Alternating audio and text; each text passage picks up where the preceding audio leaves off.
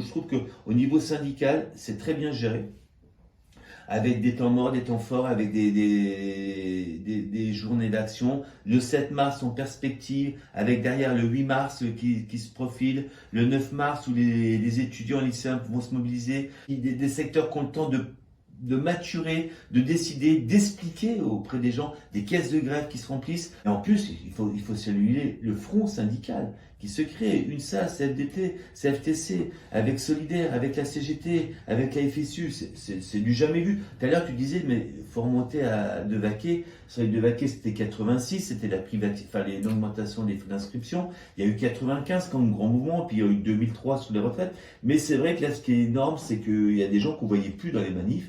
Et quand je vois des cortèges de la CFDT, de la CFTC, de l'UNSA, ben voilà, c'est d'accord. Les copains ils vont dire ils ont des t-shirts tout neufs. Oui, d'accord. Mais les gens ils sont dans la rue. Et comme je dis, c'est pas facile de manifester, d'aller dans la rue.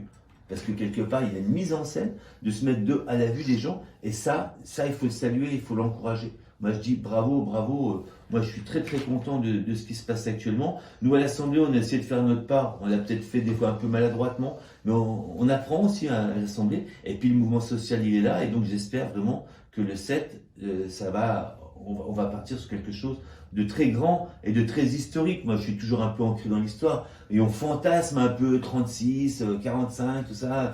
Ben ouais, j'espère qu'on est à l'aube de ça, quoi. 68, je sais pas, mais quelque chose qui sera, n'importe comment on peut pas le qualifier. Qui aurait pu prévoir les gilets jaunes le 17 novembre 2018, un mois avant? Personne.